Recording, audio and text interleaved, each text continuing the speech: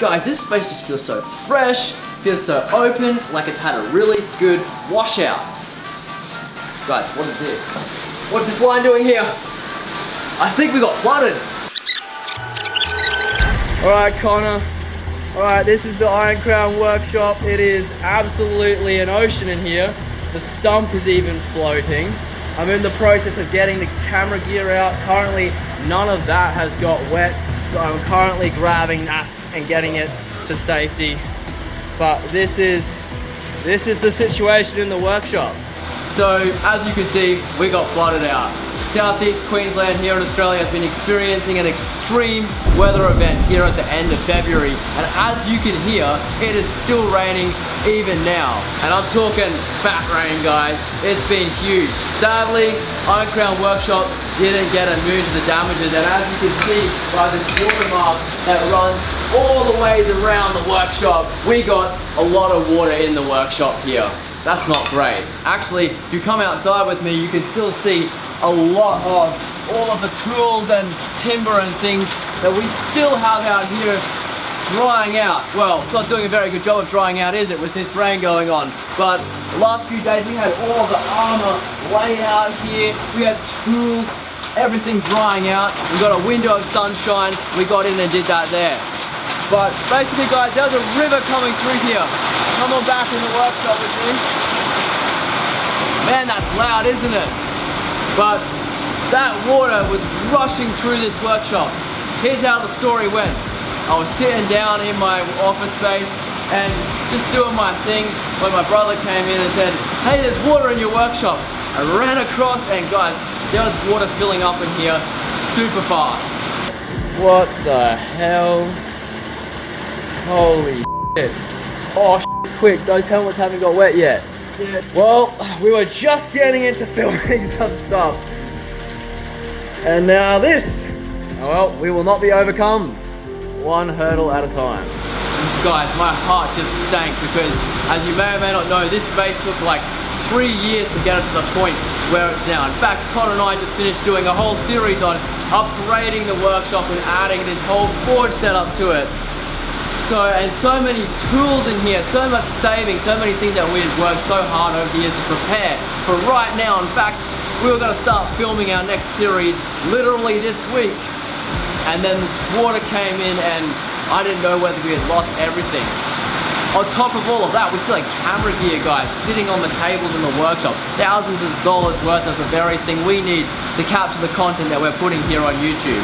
So you can imagine my shock and the tragedy of that moment when I realized everything we had worked so hard to achieve could have been lost in just a few moments. Well, guys, the floods haven't left IronCrown Workshop untouched. This is unideal. Luckily, the anvil's not wet. That's a very important asset. We don't want that going rusty. That would be horrible, but yeah, the rest of the workshop is currently filled with water, and it was a little bit deeper than this earlier.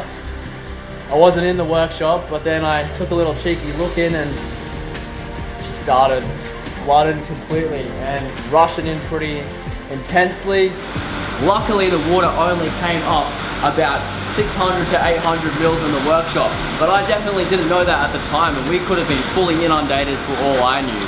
But I got in there and started moving out the camera gear first of all and putting tools up, and guys, I have to say, we were really lucky in terms of the fact that a lot of the tools and things weren't that damaged. We did have some losses, however. As you can see, we have a lot of stuff drying out in here, out of that rain that's mucking around with our audio right now. But all the stuff on the bottom here, guys, did get wrecked. We did lose some welders and some chop saws and some drills and things, and maybe some angle grinders, which are pretty important to the process of armoring. That is a bit of a setback and is disappointing. But we're grateful because a lot of people in this region actually got fully inundated and lost everything, their houses, their property, and let's hope that some of them had insurance. I'm sure some of them didn't. Those are the people that we're thinking of here at IronCrown Workshop. But we didn't let that stop us, guys. Even though the water came through and could have ruined everything, we immediately took action. I mean, this little guy went for a little trip out through the house and down the backyard, and we had charcoal bags in the neighbor's yard. But we immediately jumped in and started clearing out, and our friends came along to help, and we had a good fun on Tuesday this week, actually jumping in and just washing everything out and taking the opportunity to give the space a much needed deep clean. And we even got to throw out some stuff that we didn't need anymore. And I guess that brings us to a larger point of context of what happens when these disasters come along. Life's not fair, guys, and there's challenges that come along. And it's not how many challenges that we have to face that's important, it's how we choose to face them. And here at IronCrown Workshop, we try to champion the idea of action-mindedness, of taking a scenario which we couldn't do anything about, and we were met with on a Sunday afternoon when we're supposed to be planning. All this water's in the workshop. How do we act in those moments? And it's by taking action and choosing to see the way forwards that we have the opportunity to make the real differences that lead to lasting good.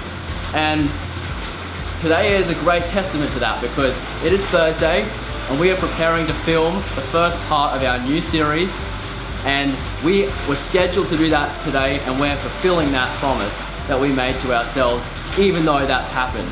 We got in, we worked hard, we had fun in the process, and we're back better, cleaner, and it even smells nicer in here for it as well. But we are excited to get back into making content for you guys, and take courage in these times when there's a lot of uncertainty, that it's not the uncertainty that defines you, it's the action that you take that really matters. See you guys around, and let's get back into making some armor.